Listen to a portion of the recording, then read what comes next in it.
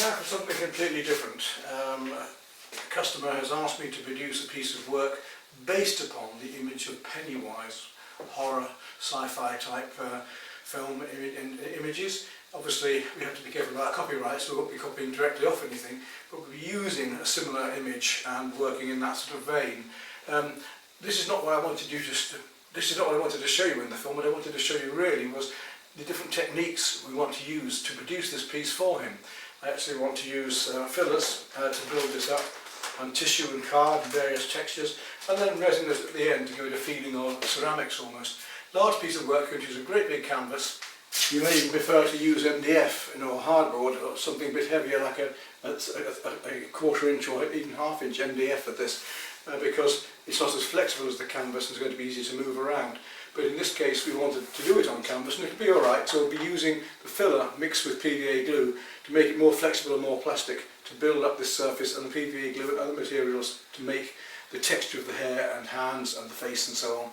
So again, we're going to be building this up onto the surface in a three-dimensional way with the various fillers and textures, and then painting it black, and then working the colours up and over and into the textures to really get this feeling of the fabrics and the skin and the flesh and the interesting and unusual effects. Well, the drawing is now done, so I've got to start building up the actual shapes now and the head and so on. And I should be doing that with filler and P.V.A. glue here, hard and tissue paper. Building up rough, just blocking up very light and loosely the main body underneath, and then laying paper over the top and fill after that. What I've done now is to trace over the face, so that when I build it up and I lose all that drawing, I'm going to go back and find it all again.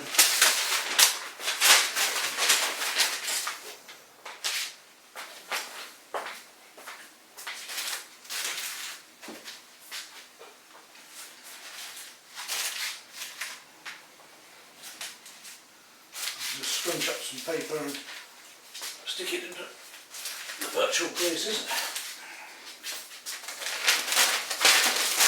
This is why I will do tracing, so you can now see why I did that tracing, because I'm going to lose the thing underneath it for the moment. I just needed to know it was all correct for the main composition, that was all.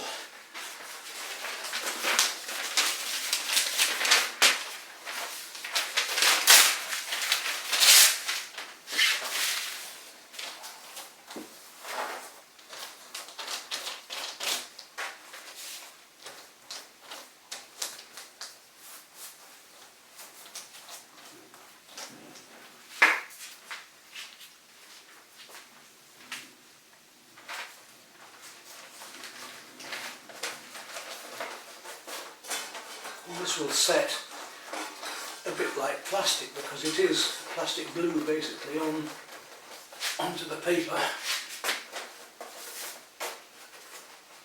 Once the end is done, it should.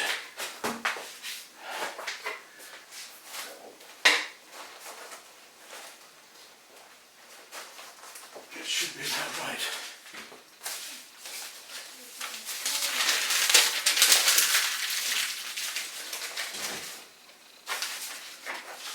Moulding this into place, and there's enough paper on top to just cover it, because when we put the plaster over we don't want it breaking through, cracking up.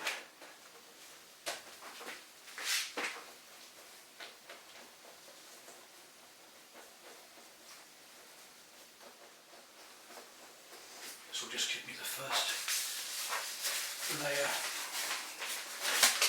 To start building upon, you've got to start somewhere. Here's as good as anywhere. Well, this is now dried to a semi-plastic state, so I'm going to start building up the filler over the top now. A mixture of filler and P.V.A. glue to give it some plasticity. Right, I've got my tracing of the face there, so I've got an idea of where things have got to go here. And also the photograph just across to the right. So quickly I can start to lather this on and get a nice even layer first of all. It's going to take quite a bit to fill it and to get it level. And I've got to get it to stick as well, that's another point, and get a good layer on. I might have to build a couple of layers up onto this to get it to be level enough, first of all, because the base of it is quite soft, being paper to start with. Once I get these first layers on, it'll start to harden up and be a better surface to work upon. It's going to be quite time consuming because obviously I've got to let it dry each time as well. I might put a heater onto it yet, we'll see. A hairdryer can help to dry this stuff a bit quicker. And of course this is still all very exploratory. I thought I'd done work like this, using textures and fillers and so on. It's never quite the same each time. So we do need to get a layer on here, even to help it to key afterwards. I don't want that too rough. Smooth it out in a minute with a sponge. Put that one on already, so look how quickly that's gone.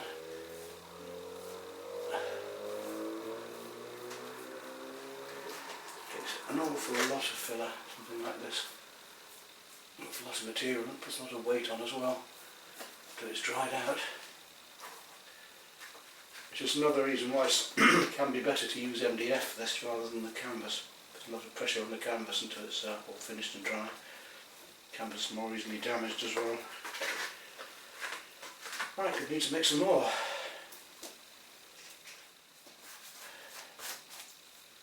So I want to get a full coat of this, just starting all over, so I can get it key. That looks about right, just for a start. I've got to get the real shaping done afterwards. Right, I want to smooth that out more now.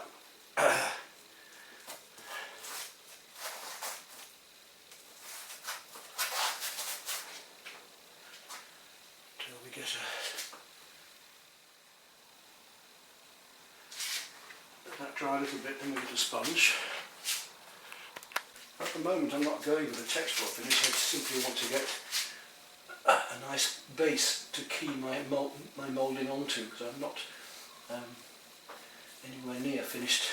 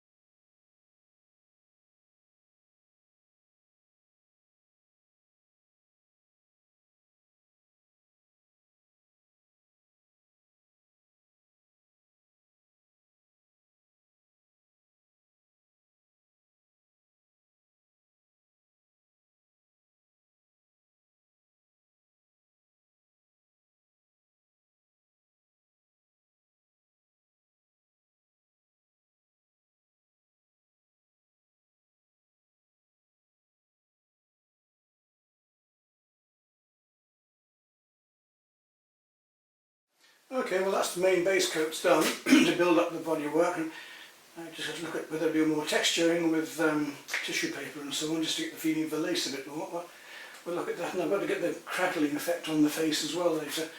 I haven't decided I'm doing that yet. It might be I use emulsion and dry it very, very fast so it cracks apart. We'll do some tests on that, start looking at how we can make these ruffles and corrugated frills on the clothes, if we can do that. I think we should be able to do it by strips of paper. Right, for instance, around, we've got his hand here, and around his wrist we've got all these lovely ruffles coming down. Let's take a bit of the tissue and soak it in the glue, and then I could bring that across from here,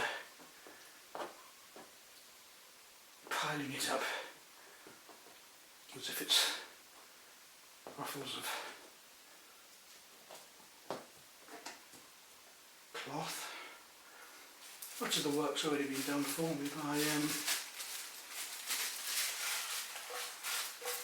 the plaster, but I hopefully can use this tissue to get even more of the ruffled effect right up and around here.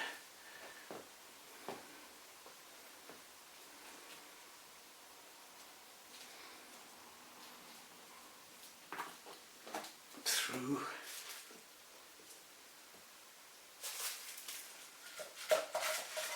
we can have enough of it because we're going to need lots and lots of texture.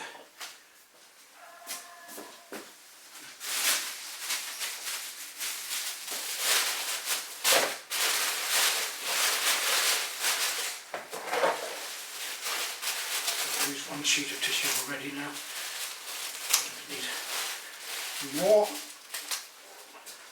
We need to start working on this side as well. I've got the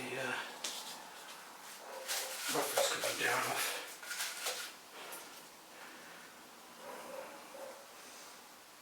Right round under the... Yes, I do believe we're just about there.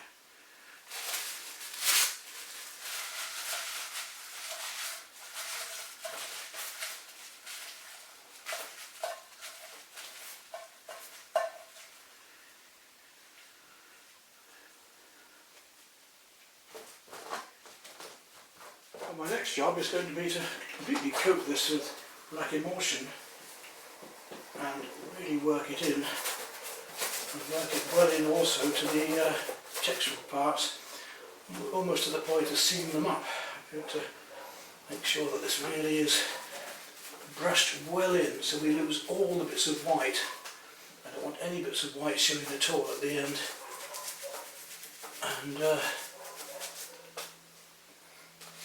And then I can let this dark show through the, glow through the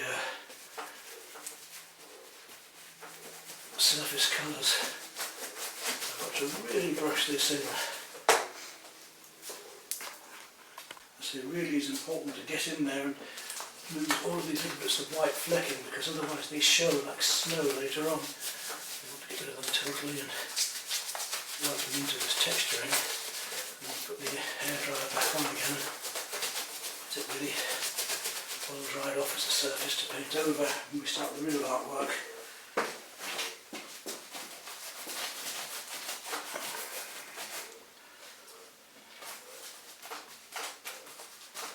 I'm just going to use a stiff brush for this to get well into these.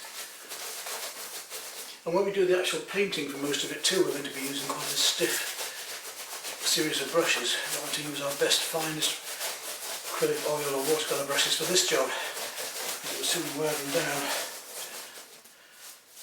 I want to now take out any excess amounts that need pushing in, making sure there's no white left at all anywhere.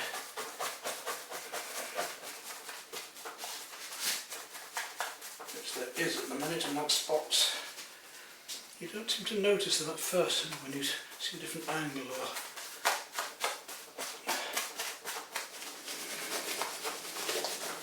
even if the underneath isn't quite dry, it doesn't really matter, because this paint's going to dry over it and hold it together again as well, just like the P.V.A. glue did. So it's all going to support itself.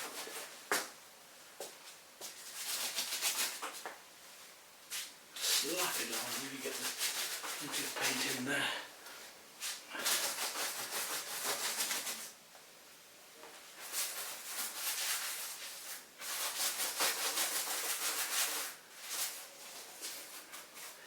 Now that, when it dries, should be really lovely and solid. So I'm going to put the hairdryer back onto this. You can see the texturing now on the hair and around the face and so on.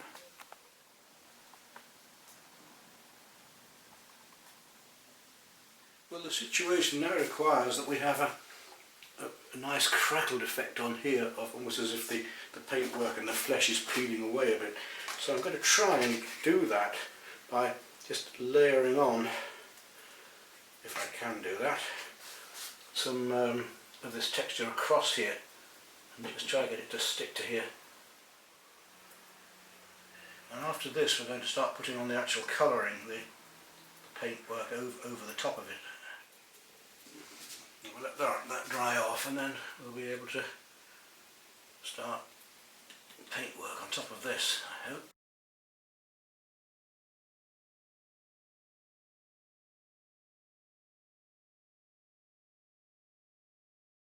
I think it's time to start actually painting the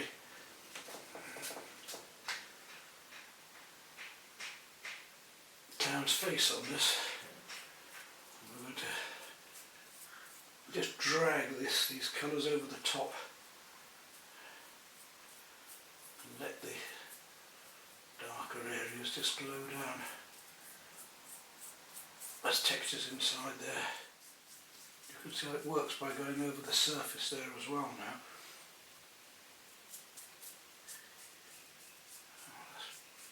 Crackled, crazed areas of... Although it's light reflecting across, I want to still use the colours directly.